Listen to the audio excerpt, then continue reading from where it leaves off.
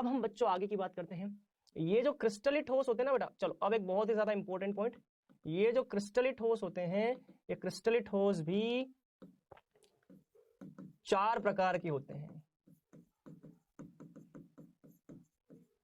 क्रिस्टलीय ठोस भी 4 प्रकार के होते हैं। उसमें सबसे नंबर 1 होता है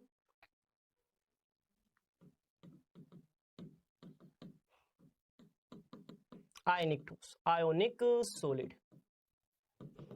कौन होता है? आयनिक सॉलिड। इसमें नंबर 2 होता है बेटा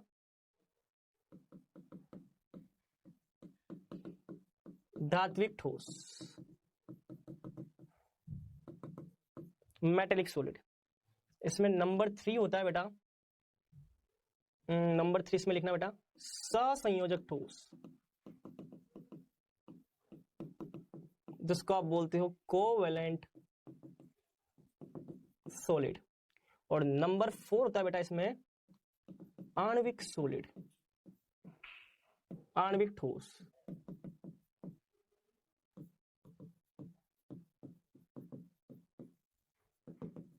मॉलिक्यूलर सॉलिड। तो इसको आप एक बार नोट कर लो, ठीक है, ये नोट कर लो, फिर हम आगे की बात करें। नोट करो, चलिए क्लियर। हमको अब इन चारों के बारे में बात करनी है। देखो बेटा, ठोस 2 प्रकार के, एक क्रिस्टलीय दूसरा अक्रिस्टलीय। अब जो क्रिस्टलीय भी है ना, जिनमें अवयवी कणों की व्यवस्था निश्चित होती है, वो भी आगे इन 4 भागों में बटे हुए हैं। इसमें सबसे पहले हमको देखना है बेटा क्या? आयनिक सॉलिड। सबसे पहले हमको क्या देखना है? आयनिक सॉलिड। क्या देखना है बेटा? आयनिक ठोस। चलिए स्टार्ट करते हैं, शुरू करते हैं। बेटा देखो, जैसे कि नाम से क्लियर है, आयनिक ठोस। देखो क्या लिखा है? आयनिक ठोस। आयन, आयन, आयन, आयन, मूलक, धनायन, ऋणायन। मतलब कि ये वो ठोस हैं जिनमें अवयवी कण कौन होंगे बेटा? अवयवी कण कौन होंगे? ये वो ठोस है जिसमें अवयवी कण कौन होंगे? अरे सोचो, थोड़ा सा दिमाग लगाओ। जैसा देश वैसा भेष, जैसा नाम वैसे ही इसमें अवयवी कण होंगे। इसमें अवयवी कण कौन से होंगे बेटा? इसमें अवयवी कण आयन होते हैं। अब आयन मतलब कि धनायन और ऋणायन, ये होते हैं बेटा अवयवी कण। बात समझ में आ रही? यहां तक की बात क्लियर है? बता दो। जैसे कि उदाहरण NaCl। NaCl क्या है? आयनिक ठोस, Na plus Cl minus. KCl क्या है? आयनिक ठोस, K plus Cl minus. Na2S क्या है? आयनिक ठोस, Na प्लस S माइनस 2। बात समझ में आ रही है? तो ऐसे कोई भी, जैसे मान लो मैंने और लिखा, और भी, जैसे मान लो caesium chloride, caesium plus chlorine minus, आदि आदि, सभी आयनिक ठोस जिनमें आयनिक बंध पाया जाता है। अगर हमने रासायनिक बंधन चैप्टर अच्छे से पढ़ रखा है तो हमको ये समझ में आ जाएगा कौन से आयनिक ठोस होते हैं। और आयनिक ठोसों में बंध किस प्रकार का होता है बेटा? आयनिक ठोस के अंदर जो बंध होता है वो आयनिक बंध होता है। आयनिक बंध को ही दूसरा हम क्या बोलते हैं बेटा? कुलंबिक बल बोलते हैं। कुलंबिक बल इसी का नाम है बेटा। तो यहाँ पे क्या होता है बेटा? यहाँ पे एक सोडियम धनायन, फिर ऋणायन, सोडियम धनायन, ऋणायन, धनायन, ऋणायन, ऋणायन, धनायन, ऋणायन, धनायन, ऋणायन, धनायन, धनायन, ऋणायन, धनायन, ऋणायन, धनायन, ऋणायन। आयनिक ठोस, सोडियम धनायन, फिर क्लोराइड ऋणायन, फिर धनायन, ऋणायन, ऐसे एक निश्चित व्यवस्था, आयनों की निश्चित व्यवस्था होती है आयनिक ठोस में। आयनिक ठोस मतलब कि आयन, और आयनों के बीच में बंध कौन सा होता है बेटा? आयनिक बंध पाया जाता है। चलो तीसरा पॉइंट, इनके गलनांक क्या होते हैं? गलनांक क्वथनांक कैसे होते हैं?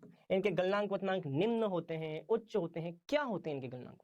तो बेटा ध्यान रखना, आयनिक यौगिकों के गलनांक क्वथनांक क्या होते हैं बेटा? आयनिक यौगिकों के गलनांक क्वथनांक उच्च होते हैं। यदि आपको याद हो तो NaCl की अगर मैं बात करूं ना, तो NaCl का गलनांक जो होता है बेटा वो 800 डिग्री सेल्सियस से भी ज्यादा होता है। 800 डिग्री सेल्सियस से भी ज्यादा होता है। 800 डिग्री सेल्सियस मालिक, 800 डिग्री सेल्सियस। 100 डिग्री सेल्सियस के उबलते हुए पानी में हाथ डाल करके देखो, भस्म हो जाओगे। भस्म क्या मतलब? पूरा अंदर का मसाला बाहर निकल जाएगा। करना मत ऐसा, ठीक है? ऐसा करना नहीं। खोलता हुआ पानी 100 डिग्री सेल्सियस में, मान लो वो हालत है, आप सोचो, तो ये तो 800 डिग्री सेल्सियस से ज्यादा, बहुत ज्यादा गलनांक और क्वथनांक है। चलो नंबर 4 पॉइंट, चालकता। चालकता की बात करते हैं। आयनिक ठोस जो होते हैं ना बच्चों, ये ठोस अवस्था में तो चालकता प्रदर्शित नहीं करते, ठोस अवस्था में चालकता प्रदर्शित नहीं करते। कहने का मतलब जो NaCl का ठोस होता है ना, उस ठोस के अंदर इलेक्ट्रिसिटी पास करके देखो, करंट नहीं फ्लो करेगा, इलेक्ट्रॉन फ्लो नहीं करेंगे, इलेक्ट्रॉनों का प्रवाह नहीं होगा। तो NaCl ठोस के अंदर आप कभी भी इलेक्ट्रॉन का फ्लो करके देखो, विद्युत धारा प्रवाहित करके देखो, कुछ नहीं होता, चालकता नहीं होती उसमें। लेकिन यदि मान लो आपने NaCl को द्रव अवस्था में ले लिया, द्रव अवस्था मतलब कि NaCl को आपने मान लो पिघला दिया, क्या कर दिया, पिघला दिया, आपने मेल्ट कर दिया, उसको बिल्कुल द्रव अवस्था में लेकर के आ गए, तो द्रव अवस्था में NaCl के पास मुक्त आयन उपस्थित होते हैं, द्रव अवस्था में मुक्त आयन उपस्थित होते हैं, और मुक्त आयन उपस्थित होते हैं, अतः यह विद्युत का सुचालक होता है, विद्युत का सुचालक होता है द्रव अवस्था में। क्लियर? अच्छा, इसके कुछ गुणधर्म और भी गुणधर्म आपने पढ़े होंगे, जैसे कि NaCl आपने पढ़ा होगा, NaCl काफी कठोर होता है, ये आघात वर्धनीय होते हैं, माफ करना, आघात वर्धनीय क्या, भंगुर होते, कठोर और ये भंगुर होते हैं बेटा, ये भंगुर होते हैं। भंगुर समझते हो, भंगुर समझते हो? चलो भंगुर में बताता हूं, भंगुर का मतलब क्या है।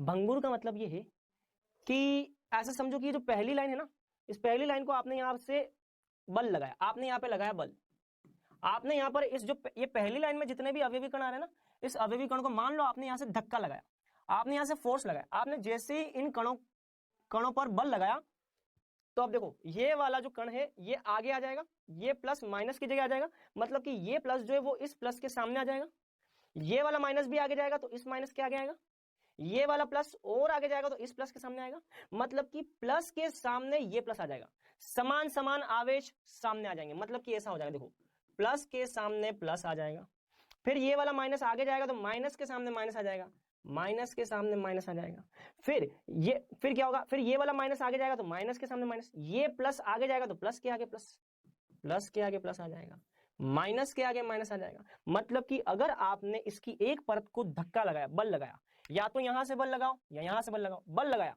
तो भैया समान समान आवेश एक दूसरे के आमने सामने आ जाएंगे, और अगर समान आवेश एक दूसरे के आमने सामने आए तो इनमें क्या लगेगा बेटा, इनमें प्रतिकर्षण लगेगा, ये आवेश इस आवेश को प्रतिकर्षित करेगा, इसके ऊपर इसका क्या लगेगा, प्रतिकर्षण लगेगा, और प्रतिकर्षण लगेगा तो जो NaCl ठोस है, उस ठोस के जो परतें हैं वो परतें टूट जाएंगी, ये परतें अलग हो जाएंगी, वो क्रिस्टल जो होगा वो क्रिस्टल टूट जाएगा, क्रिस्टल मतलब कि वो व्यवस्था, NaCl की जो व्यवस्था होगी वो टूट जाएगी। तो भंगुर का मतलब होता है बेटा थोड़ा बल लगाने पर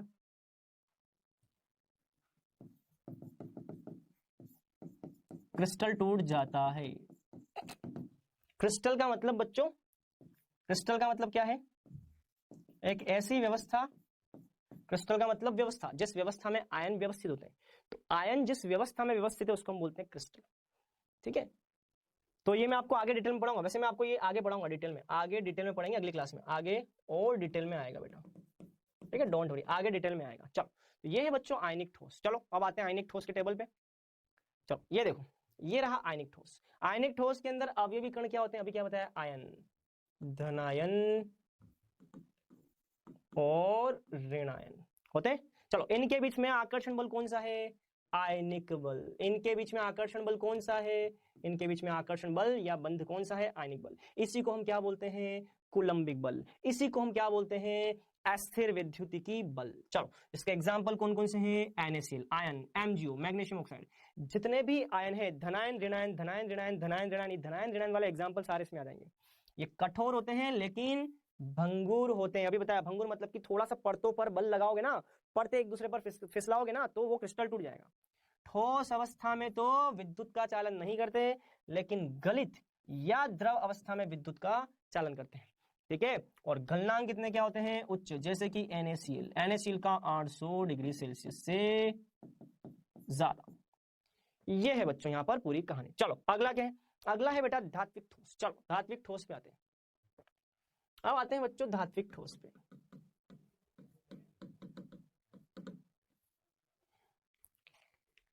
देखिए मैंने आपसे क्या बात बोली थी, जैसा देश वैसा भेष, जैसा नाम वैसे अवयवीकरण, जैसा देश वैसा भेष, आयनिक ठोस अवयवीकरण आयन, आकर्षण बल भी आयनिक बल, जैसा देश वैसा भेष, आयनिक ठोस अवयवीकरण आयन और आयनिक बंध उपस्थित है।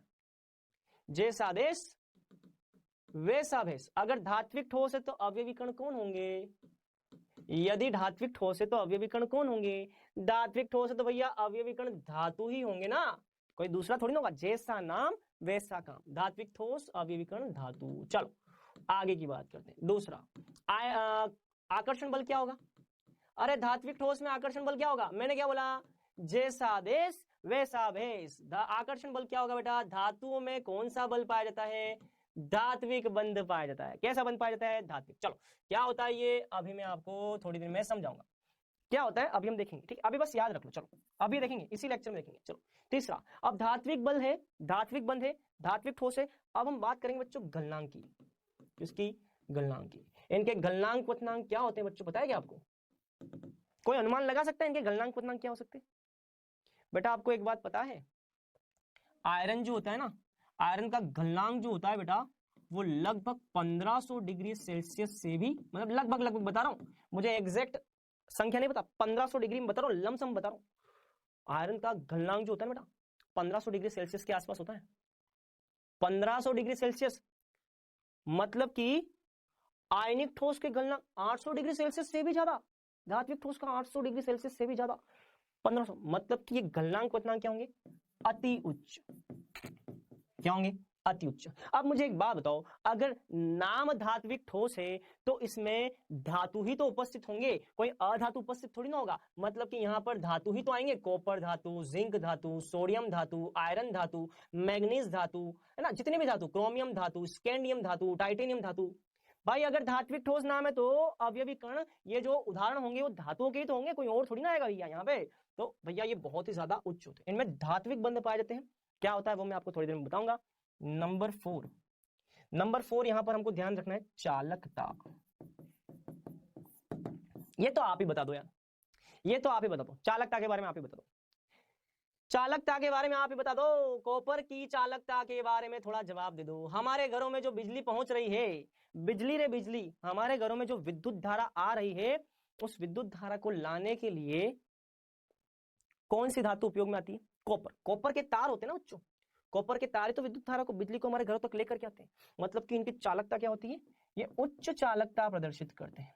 क्यों, क्योंकि बच्चों अगर आपको याद हो, और याद नहीं है तो कोई दिक्कत नहीं, अभी मैं आपको धात्विक बंध बताऊंगा ना, उसमें आपको समझ में आ जाएगा। इनकी चालकता उच्च होती है, क्यों, मुक्त इलेक्ट्रॉन के कारण। किसके कारण बेटा, मुक्त इलेक्ट्रॉन के कारण। बेटा एक बात ध्यान रखना, चालकता प्रदर्शित करने के दो कारण हो सकते हैं, एक तो मुक्त आयन। बेटा ध्यान रखना, चालकता प्रदर्शित करने के दो कारण हो सकते हैं, एक तो मुक्त आयन और एक मुक्त इलेक्ट्रॉन। मुक्त आयन भी चालकता प्रदर्शित कर सकते हैं और मुक्त इलेक्ट्रॉन भी कर सकते हैं। मुक्त आयन किसके अंदर होते हैं बच्चों, आयनिक ठोस में। किसमें होते हैं, आयनिक ठोस में। और मुक्त इलेक्ट्रॉन किसमें होते हैं बेटा, धात्विक ठोस में। भौतिक विज्ञान फिजिक्स के अंदर आप क्या पढ़ते हो, धात्विक ठोस वाली चालकता पढ़ते हो फिजिक्स के अंदर। और ये जो मुक्त आयन वाली चालकता है ये किसमें पढ़ते हो बेटा, ये केमिस्ट्री में पढ़ते हो। केमिस्ट्री में मुक्त आयन, आयनिक ठोस वाली चालकता और धातु वाली चालकता फिजिक्स के अंदर पढ़ते हो बेटा, अगर याद हो तो। ये मुक्त इलेक्ट्रॉन के कारण होती है। अच्छा, इसमें कुछ विशिष्ट गुण भी पाए जाते हैं, जैसे कि इसमें आपने सुना होगा आघात वर्धनीय गुणधर्म होता है, तन्यता का गुणधर्म यहाँ पे पाया जाता है। ये पढ़ा है ना बेटा, आघात वर्धनीयता, तन्यता, ये गुणधर्म बच्चों यहाँ पर धात्विक ठोस में पाए जाते हैं। आघात वर्धनीयता मतलब कि आप पतली चादर बना सकते हो, धातुओं की आपने पतली पतली चादर सुनी होंगी बेटा, एल्यूमिनियम शीट सुना होगा, एल्यूमिनियम की फोil पे एल्यूमिनियम की शीट आती है, पतली चादर बना सकते हो। तो आघात वर्धनीय मतलब कि पतली चादर का निर्माण कर सकते हैं। और तन्यता मतलब कि तार बनाए जा सकते हैं, भाई कॉपर का तार, एल्यूमिनियम के तार। आपने सुना होगा कि एक छोटा सा मात्रा भी धातु की छोटी सी 1 ग्राम या मिलीग्राम मात्रा से भी बहुत लंबे लंबे तार बनाए जा सकते हैं। ये आपने सुना होगा, आपने देखा होगा कि हमारे वायरों के अंदर प्लास्टिक की जो कोटिंग होती है उसके अंदर तार, पतले पतले तार धातु के। तो बच्चों वही ये तन्यता। ठीक है, चलो तो यही सारी बातें यहाँ पे देख लो। पहले एक बार मैं आपको बता देता हूँ, धात्विक ठोस, इसको अभी छोड़ दो, ये बताऊंगा। इसमें क्या होता है, धात्विक आबंध होता है, इसमें धातु पाए जाते हैं, आयरन धातु, कॉपर धातु, सिल्वर और मैग्नीशियम धातु पाए जाते हैं। ये कठोर होते हैं परंतु आघात वर्णनीय और तन्य होते हैं बेटा, तन्यता होती है इनके अंदर। ठोस अवस्था एवं गलित अवस्था दोनों में चालकता उपस्थित होती है मुक्त इलेक्ट्रॉन के कारण। मुक्त इलेक्ट्रॉन के कारण, मुक्त इलेक्ट्रॉन के कारण इनमें चालकता होती है। अच्छा, इनके गलनांक क्या होते हैं, साधारणतया उच्च गलनांक होते हैं 1500 डिग्री सेल्सियस। चलो अब हम बात करेंगे इसकी। चलो धातु के बारे में अब हम एक लास्ट पॉइंट देख लेते हैं क्या होता है। इधर देखो, जैसे मान लो उदाहरण सोडियम धातु। अब सोडियम धातु आपको पता है सोडियम क्या करता है बच्चों, सोडियम एक इलेक्ट्रॉन का त्याग करता है। तो सोडियम धातु के अंदर सोडियम के बहुत सारे परमाणु होंगे, सोडियम धातु के अंदर सोडियम के होते हैं बहुत सारे परमाणु। ये परमाणु क्या करते हैं बच्चों, इलेक्ट्रॉन का त्याग करते हैं। तो ये सोडियम के परमाणु सोडियम धातु के अंदर, ठीक है। अब ये क्या करेगा, ये करेगा इलेक्ट्रॉन का त्याग, ये करेगा इलेक्ट्रॉन का त्याग। अगर ये इलेक्ट्रॉन का त्याग करेगा तो सोडियम पे क्या आएगा, प्लस। ये इलेक्ट्रॉन का त्याग करेगा तो यहाँ पे क्या आएगा, प्लस। ये इलेक्ट्रॉन का त्याग करेगा यहाँ पे क्या आएगा, प्लस। ये इलेक्ट्रॉन का त्याग करेगा यहाँ पे क्या आएगा, प्लस। तो बच्चों यही होता है, यहाँ प्लस इलेक्ट्रॉन, यहाँ प्लस इलेक्ट्रॉन, यहाँ प्लस इलेक्ट्रॉन, यहाँ plus electron, plus electron, plus electron, plus electron, plus electron. इसका मतलब यहां पर आपको ऐसा महसूस होगा कि यहां बहुत सारे इलेक्ट्रॉन की गंगा बहती है। तो आपको यहां इसके धातु के अंदर क्या महसूस हो रहा है, इलेक्ट्रॉन की गंगा बहती है। विस्थानीकृत इलेक्ट्रॉन बोलते हैं, इलेक्ट्रॉन जो है वो पूरे धातु के इस आयतन के अंदर घूमने फिरने का काम करते। तो इलेक्ट्रॉन जो होते हैं वो यहां से यूं जाएंगे, यूं जाएंगे, यहां आएंगे, वहां आएंगे, ऐसे बहने का काम करते हैं, विस्थानीकरण का काम करते हैं। इसको हम बोलते हैं विस्थानीकरण, घूमने फिरने का काम, विस्थानीकरण इलेक्ट्रॉन। विस्थानीकृत इलेक्ट्रॉन, इसका कई बार नाम होता है विस्थानीकृत इलेक्ट्रॉन, विस्थानीकृत इलेक्ट्रॉन होते हैं। और इसी कारण बच्चों ये बहुत ही अच्छे क्या होते हैं, बहुत ही अच्छे चालक होते हैं। समझ में आई बात। तो आप यहां देख सकते हो, यहाँ पे विस्थानीकृत इलेक्ट्रॉन, बहुत सारे इलेक्ट्रॉनों के बीच में धातु आयन उपस्थित है, धातु आयन है। तो यही तो यहाँ पे लिखा है, देखो यहाँ पे क्या लिखा है, देखो विस्थानीकृत इलेक्ट्रॉन के समुद्र में, इलेक्ट्रॉनों की गंगा बहती समुद्र में धातु के धनायन उपस्थित होते हैं। और बच्चों ये जो धातु के धनायन और इलेक्ट्रॉन के बीच में, ये जो धातु के धनायन और इलेक्ट्रॉन इनके बीच में जिस प्रकार का ये जो आकर्षण बल है, ये जो आकर्षण बल है, ये जो आकर्षण बल है, इस आकर्षण बल को ही बच्चों हम क्या बोलते हैं, इस आकर्षण बल को ही हम क्या बोलते हैं, ये जो इलेक्ट्रॉन इनके बीच में आकर्षण बल है, इस आकर्षण बल को ही बेटा हम क्या बोलते हैं, इस आकर्षण बल को ही हम धात्विक बंध बोलते हैं। क्या बोलते हैं बेटा, ये आकर्षण बल ही हमें क्या क्या जानकारी देता है, धात्विक बंध की, यही है धात्विक बंध। तो इस प्रकार से बच्चों हम यहाँ पर धात्विक बंध के बारे में जानकारी प्राप्त करते हैं। सहसंयोजक या नेटवर्क ठोस और आणविक ठोस, इन दो के बारे में चर्चा करें। चलिए, तो सबसे पहले मैं आपको आज बताऊंगा सहसंयोजक ठोस के बारे में बातें। सहसंयोजक ठोस, ठीक है, इसको हम कोवैलेंट सॉलिड भी बोलते हैं, या इसको हम नेटवर्क सॉलिड भी बोलते हैं। क्या, नेटवर्क सॉलिड भी बोलते हैं, कोवैलेंट सॉलिड या नेटवर्क सॉलिड भी बोलते हैं। ठीक है, क्या होता है ये, तो चलिए इसको हम समझते हैं। देखो मैंने आपको पिछली क्लास में बताया था, जैसा आदेश वैसा भेष, जैसा आदेश वैसा भेष, जैसा आदेश वैसा भेष। आयनिक ठोस आयनिक बंध, धात्विक ठोस धात्विक बंध, जैसा आदेश वैसा भेष, जैसा नाम वैसा ही बंध का प्रकार। ठीक इसी प्रकार से जैसा आदेश सहसंयोजक या नेटवर्क ठोस, वैसा भेष सहसंयोजक बंध। तो ध्यान रखना बच्चों, सबसे पहली बात, जैसा आदेश वैसा भेष, मतलब कि यहां पर सबसे पहले हम देखेंगे अवयवी कण। अवयवी कणों में कौन से होते हैं, इसमें ध्यान रखना बच्चों, इसमें अवयवी कण परमाणु होते हैं बेटा। क्या होते हैं? परमाणु। तो सबसे पहला पॉइंट आप याद रखें, इसमें अवयवी कण होते हैं परमाणु। कौन से होते हैं बेटा? अवयवी कण परमाणु।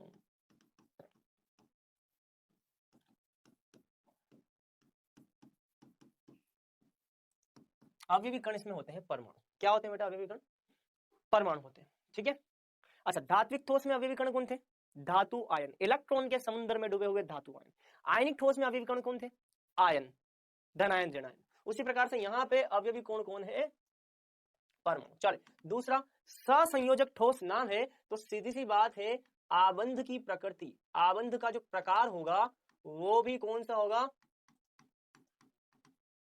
सहसंयोजक बंध वाला। आबंध का जो प्रकार होगा बच्चों वो भी कौन सा होगा? सहसंयोजक बंध वाला। चलिए इसको हम समझने का प्रयास करते हैं। इसका सबसे बेस्ट एग्जांपल हम लेते हैं हीरा, डायमंड। किसकी हम बात करते हैं बेटा?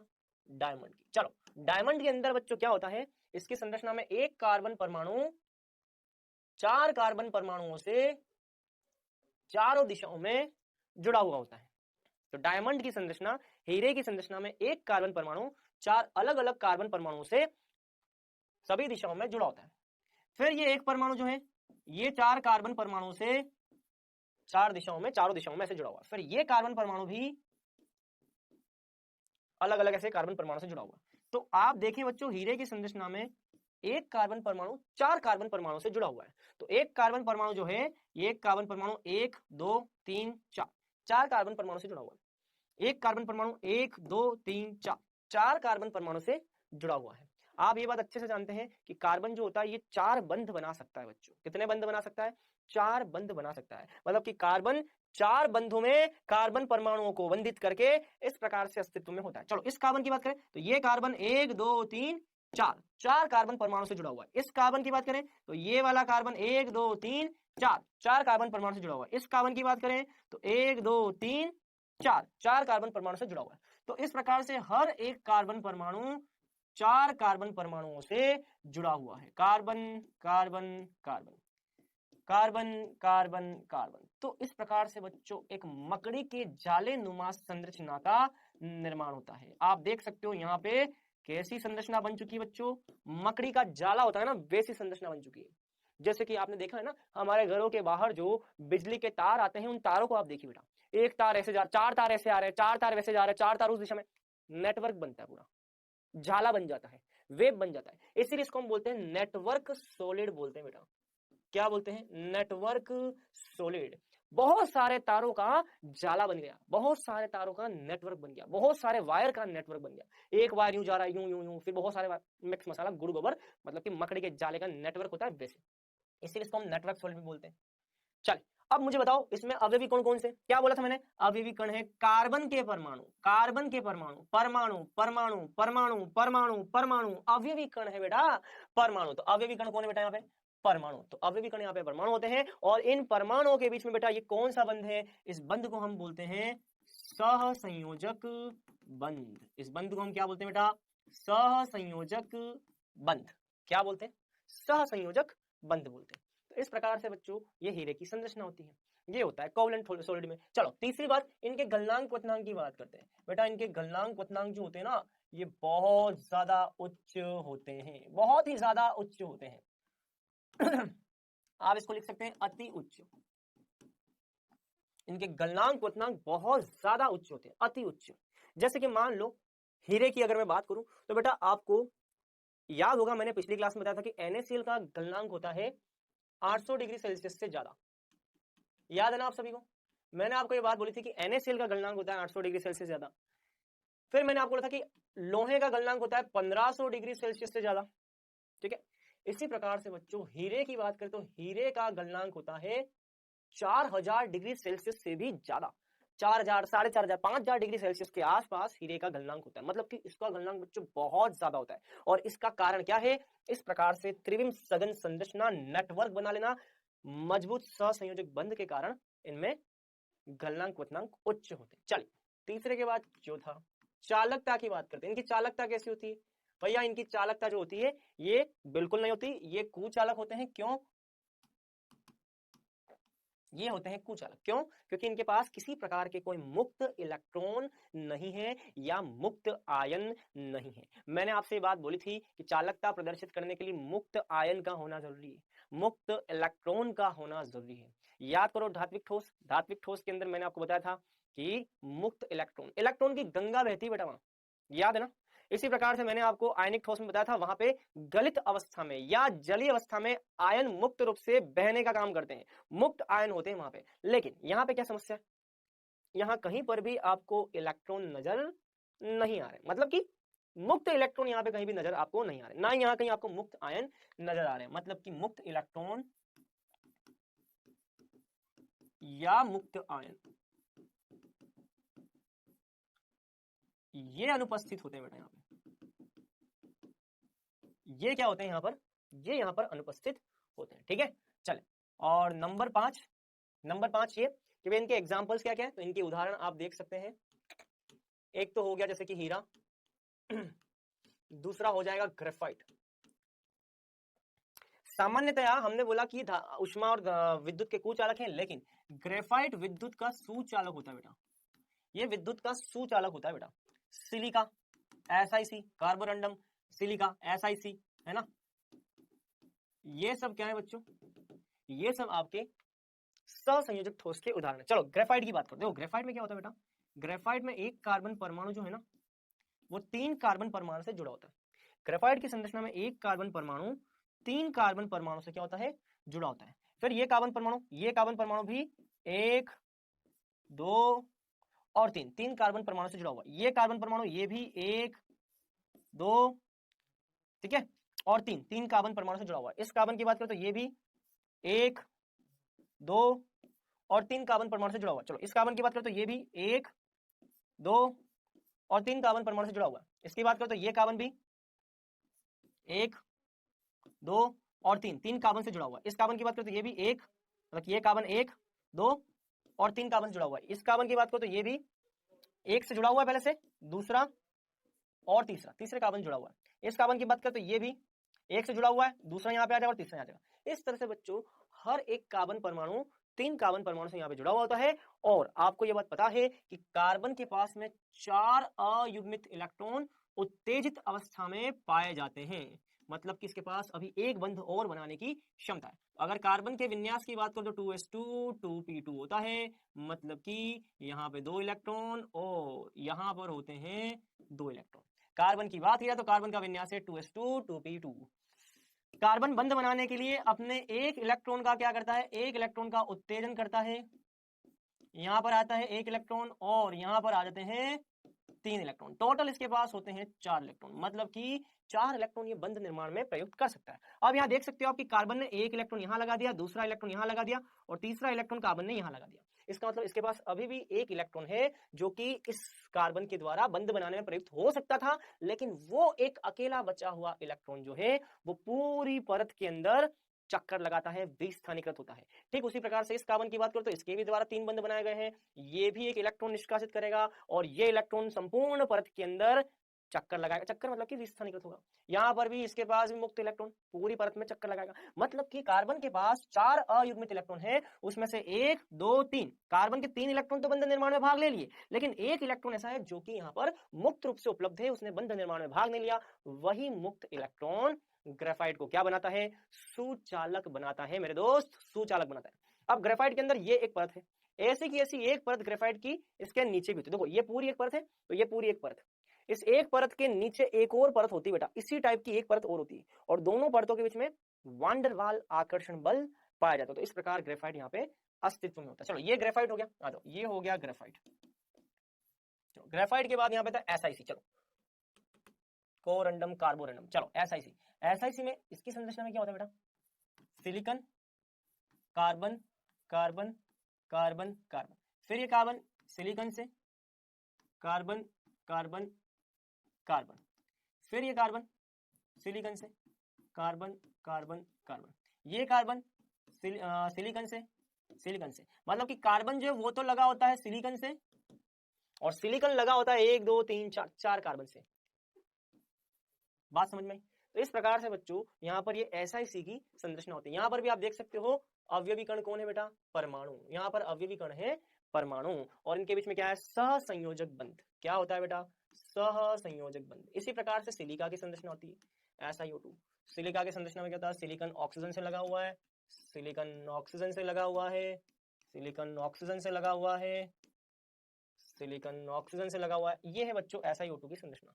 फिर यहाँ पे ऑक्सीजन, सिलिकॉन ऑक्सीजन से लगा हुआ है, सिलिकॉन ऑक्सीजन से लगा होगा, सिलिकॉन ऑक्सीजन से लगा होगा, सिलिकॉन ऑक्सीजन से लगा होगा, फिर नीचे की तरफ ऑक्सीजन ऑक्सीजन ऑक्सीजन। इस प्रकार से बच्चों सिलिका की संरचना होती है। क्वार्ट्ज सिलिका जो आपने सुने हैं। तो यहाँ पर भी आप देख सकते हैं अवयवी कण कौन होते हैं, परमाणु, और परमाणु के बीच पाया जाता है सहसंयोजक बंध। क्या पाया जाता है बेटा, सहसंयोजक बंध। तो इस प्रकार से बच्चों सहसंयोजक या नेटवर्क ठोस की संरचना होती है, इसमें परमाणु होते हैं, अवयवी कण, सहसंयोजक बंध पाया जाता है। सिलिका, SiC, Ln, हीरा, ग्रेफाइट, ये है आपका ग्रेफाइट, कठोर होते हैं और ये काफी कठोर होते हैं, लेकिन ग्रेफाइट मुलायम होता है बेटा।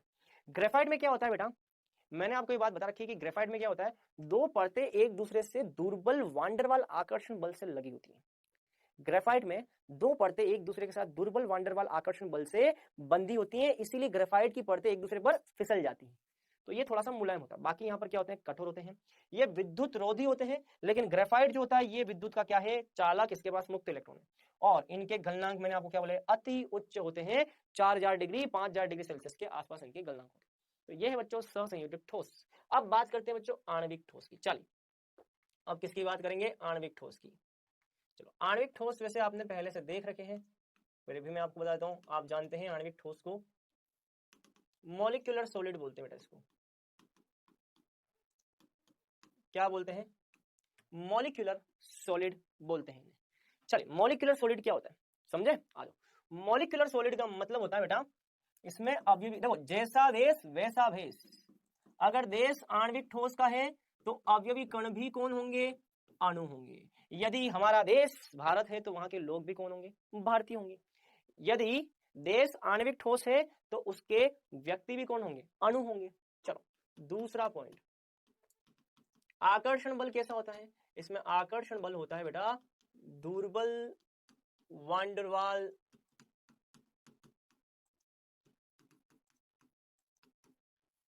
आकर्षण बल। दुर्बल वांडरवाल आकर्षण बल होता है बेटा इसमें आकर्षण बल अभी कणों के बीच में बहुत ही दुर्बल प्रकृति का होता है, दुर्बल वांडरवाल आकर्षण बल, या फिर आप बोल सकते हो इसमें हाइड्रोजन बंध पाया जाता है। जैसे कि उदाहरण पानी, पानी का कौन सा, आइस। आइस एक प्रकार का बच्चों आणविक ठोस है, इसमें पानी के अणुओं के बीच में H बंध, हाइड्रोजन बंध पाया जाता है। पानी के अणुओं के बीच में हाइड्रोजन बंध पाया जाता है। तो हाइड्रोजन बंध का यहाँ पर क्या होता है बेटा, निर्माण होता है। तो ये पानी का अणु है, इसमें आप देख सकते हो हाइड्रोजन बंध का यहाँ पर निर्माण हो चुका है। तो ये H बंध पाए जाते हैं यहाँ पे, पानी के अणुओं के बीच H बंध। आप देख सकते हैं यहाँ पर जो आधारभूत इकाई है वो कौन सी है, अणु, और अणुओं के बीच ये एक अणु, ये दूसरा अणु, अणुओं के बीच में हाइड्रोजन बंध है ना, अणुओं के बीच में H बंध है, अणुओं के बीच में H बंध है। तो अणुओं के बीच में यहाँ पे क्या पाया जाता है, H बंध पाया जाता है बेटा। तो अवयवी कण कौन हो गए, अणु, और ये H बंध, हाइड्रोजन बंध एक प्रकार का दुर्बल आकर्षण बल है। ये किसमें पाया जाता है बच्चों, आणविक ठोस में। तो ये है बच्चों बर्फ की संरचना। आपने बच्चों सुना होगा कि बर्फ, सुना क्या होगा, आपने देखा ही होगा, आपने बर्फ के क्यूब, बर्फ का एक क्यूब होता है ना बेटा, आपके घरों में फ्रिज तो होगा ही, उस फ्रिज में आपका जो बर्फ का क्यूब है ना, उस क्यूब को बाहर निकालो, उसमें आप देखो बर्फ के क्यूब में आप देखो छोटी छोटी हवा की बूंदें अंदर फंसी हुई होती है, हवा के बुलबुले आपको बर्फ के अंदर दिखाई देते हैं। कितने बच्चों को हवा के बुलबुले बर्फ के अंदर देखने को मिलते हैं, ये बता दो फटाफट, लाइव चैट के अंदर कमेंट करके बताओ कितने बच्चे ऐसे हैं जिन्होंने हवा के बुलबुले बर्फ के अंदर देखे हैं या दिख जाते हैं, जिनको देखते हो ना। वो हवा के बुलबुले क्यों होते हैं बेटा, क्योंकि आइस में 4 पानी के अणु मिल करके ऐसी एक कैविटी बनाते हैं बच्चों, ऐसी एक कैविटी बनाते हैं। इस कैविटी के अंदर बच्चों यहाँ पे कौन फंस जाता है बच्चों, हवा का बुलबुला। हवा एयर यहाँ पर फंस जाती है तो बुलबुले के रूप में आपको दिखाई देती है, इसलिए बर्फ के अंदर वो पानी का बुलबुला आपको हवा का बुलबुला जो है वो आपको वहां पर बुलबुलों के रूप में छोटे छोटे बहुत सारे आपको दाने दिखाई देंगे। चल, तो ये है आपका पानी। एग्जाम्पल के तौर पे आप पानी ले सकते हैं। अच्छा, पानी के अलावा और क्या हो सकता है इसमें? पानी के अलावा हो सकता है आर्गन हो सकता है ना, अक्रिय गैसें हो सकती है बेटा। जितनी भी अक्रिय गैसें हैं बच्चों, ये ठोस अवस्था में पाई जाती हैं, जिनको आणविक ठोस बोलते हैं। तो जितनी भी अक्रिय गैसें सारी क्या है? आणविक ठोस। चलो, अक्रिय गैसें आणविक ठोस है, बहुत बढ़िया। अक्रिय गैसें क्या है? आणविक ठोस। चलो, इसी प्रकार से इसमें होते हैं बच्चों अणु, जैसे कि मान लो सल्फर डाइऑक्साइड। सल्फर डाइऑक्साइड एक अणु है, तो अणुओं में पाया जाने वाला आकर्षण बल आणविक बल, दुर्बल वांडर वाल आकर्षण बल। इसी प्रकार से कार्बन डाइऑक्साइड अणु है, ठीक है। इसी प्रकार से बच्चों आप इसमें देख सकते हैं, जैसे कि मान लीजिए HCl अणु है। तो जितने भी अणु होते हैं, अणुओं के बीच में पाया जाने वाला दुर्बल वांडर वाल आकर्षण बल ही बच्चों क्या कहलाता है? आणविक ठोस का आकर्षण बल कहलाता है। चलो, जैसे कि मान लो SO2। चलो, SO2 में वांडरवाल बल कैसे पाया जाता है? चलो, सल्फर, ये SO2 की संरचना होती है। अरे भाई, SO2 की संरचना ऐसी होती है, तो ये है SO2 की संरचना। ये पूरा SO2 का अणु है। ऑक्सीजन पे क्या होता है? आंशिक ऋणावेश। ऑक्सीजन पे होता है आंशिक ऋणावेश, मतलब कि ये आंशिक ऋणावेश है, तो ऑक्सीजन पे आंशिक ऋणावेश है। और सल्फर पे क्या होता है? सल्फर पे होता है आंशिक धनावेश। ऊपर वाला सिरा प्लस है, नीचे वाला सिरा माइनस है। SO2 का एक और ऐसा का ऐसा अणु बेटा यहां पर भी आएगा ना, ये आंशिक ऋणावेश और ये आंशिक धनावेश। तो धनावेश ऋणावेश के बीच में क्या होगा? आकर्षण बल। ठीक उसी प्रकार से यहां पे भी एक और SO2 का अणु आएगा, यहाँ पे ऋणावेश, यहाँ पे धनावेश। तो ऋणावेश धनावेश के बीच में भी क्या होगा? आकर्षण बल होगा। ये जो आकर्षण बल है बेटा, ये आकर्षण बल होता है वांडरवाल आकर्षण बल। आपको मैं वांडरवाल आकर्षण बल पढ़ा चुका हूं बच्चों, स्टेट्स ऑफ मैटर, द्रव्य की अवस्था में, वहां पे आपने वांडरवाल आकर्षण बल के बारे में अध्ययन कर रखा है। आपको मैंने वहां पे बताया था कि यदि किसी अणु का एक सिरा प्लस और दूसरा सिरा माइनस हो, तो इस अणु को हम बोलते हैं द्विध्रुव बोलते हैं। क्या बोलते हैं? द्विध्रुव बोलते हैं। यदि एक सिरा प्लस दूसरा सिरा माइनस हो, तो इस अणु को हम द्विध्रुव बोलते हैं। क्या बोलते हैं? द्विध्रुव बोलते हैं। यदि एक सिरा प्लस दूसरा सिरा माइनस हो, तो इसको हम द्विध्रुव बोलते हैं। क्या बोलते हैं? द्विध्रुव बोलते हैं। द्विध्रुव के बीच में जो अन्योन्य क्रिया है उसको हम बोलते हैं बेटा द्विध्रुव अन्योन्य क्रिया। अब मेरे ख्याल से आपको याद आ रहा होगा हमने कहां पढ़ाई है। हमने अन्योन्य क्रियाओं में पढ़ा है, द्विध्रुव अन्योन्य क्रिया, आयन द्विध्रुव अन्योन्य क्रिया, लंडन बल। मैंने आपको बताया था कि अक्रिय गैसों में पाया जाने वाला जो आकर्षण बल है, आर्गन जैसी अक्रिय गैस में पाया जाने वाला जो आकर्षण बल होता है, वो तात्क्षणिक द्विध्रुव, प्रेरित द्विध्रुव प्रकृति का होता है, मतलब कि लंडन बल पाया जाता है। अक्रिय गैस में लंडन बल पाया जाता है, और ये लंडन बल एक प्रकार का दुर्बल वांडरवाल आकर्षण बल होता है। ये आपको याद होगा, ठीक है। तो पहला पॉइंट, दूसरा पॉइंट, तीसरा। चले, तीसरा पॉइंट हो गया। चले, चौथा पॉइंट, गलनांक क्वथनांक की बात करते हैं। इनके गलनांक क्वथनांक क्या होते हैं? बहुत ही निम्न होते हैं। क्यों गलनांक क्वथनांक इनके निम्न क्यों होते हैं? क्योंकि इनमें वांडरवाल आकर्षण बल पाया जाता है जो कि दुर्बल होता है। तो गलनांक क्वथनांक निम्न होते हैं, लेकिन पानी एक ऐसा आणविक ठोस है जिसका गलनांक और क्वथनांक उच्च होता है। पानी का क्वथनांक उच्च होता है एच बंध के कारण, हाइड्रोजन बंध के कारण, ठीक है। चल, उसके बाद नंबर 5, चालकता की बात करते हैं। क्या इनमें चालकता पाई जाती है? नहीं बेटा, इनमें चालकता नहीं पाई जाती, क्योंकि इनमें ना तो मुक्त आयन है, ना ही मुक्त इलेक्ट्रॉन है। ये कुचालक होते हैं बच्चों। क्या होते हैं? कुचालक होते हैं। और प्रकृति में कैसे होते हैं? मुलायम होते हैं। लेकिन आइस एक ऐसा है जो कि कठोर होता है। ये मुलायम होते हैं वैसे तो, लेकिन आइस यहाँ पे कठोर होता है। मुलायम क्यों होते हैं? क्योंकि इनमें आकर्षण बल दुर्बल होता है, वांडर बल प्रकृति का। तो यही सारी बातें बेटा यहाँ लिखी हुई है। तो आप देख सकते हो आणविक ठोस में 3 प्रकार के, अध्रुवी, ध्रुवी और हाइड्रोजन आबंधित। हाइड्रोजन आबंधित में कौन आता है बच्चों? हाइड्रोजन बंध वाले आते हैं, जैसा देश वैसा भेष। इसमें कौन आ गया? पानी, बर्फ। ये काफी कठोर होता है, मैंने बोला ना आइस कठोर होता है। ये विद्युत रोधी होता है, मुक्त इलेक्ट्रॉन आयन नहीं पाए जाते हैं, और इनके गलनांक निम्न होते हैं, लेकिन क्वथनांक इनके उच्च होते हैं। 100 डिग्री सेल्सियस काफी उच्च क्वथनांक बेटा, ठीक है। चलो, ध्रुवीय, मैंने अभी आपको द्विध्रुव प्रकृति का आकर्षण बल बताया था। द्विध्रुव प्रकृति की अन्योन्य क्रिया, SO2 HCl, इनमें द्विध्रुव अन्योन्य क्रिया पाई जाती है। ये मुलायम होते हैं। केवल बर्फ जो होता है वो कठोर होता है, क्योंकि उसमें हाइड्रोजन बंध पाया जाता है। ये भी विद्युत रोधी हैं, और इनके गलनांक क्वथनांक क्या होते हैं? निम्न। क्वथनांक केवल पानी के उच्च होते हैं। इसी प्रकार से अध्रुवीय, अध्रुवीय मतलब कि कार्बन डाइऑक्साइड, आर्गन, ये सब अध्रुवीय हैं। इन सभी में बच्चों अवयवी कण अणु पाए जाते हैं। इनमें लंदन प्रकृति का आकर्षण बल पाया जाता है। मैंने आपको बताया था अक्रिय गैस में लंदन बल पाया जाता है। आर्गन, CCl4, H2I2, CO2, ये सब हो गए बच्चों। अच्छा, ये प्रकृति में काफी मुलायम होते हैं क्योंकि इनमें दुर्बल प्रकृति का लंदन बल पाया जाता है। विद्युत रोधी होते हैं क्योंकि इनमें मुक्त इलेक्ट्रॉन आयन नहीं होते हैं और इनके गलनांक बहुत ही निम्न होते हैं। तो ये सारी बातें हमने बच्चों आणविक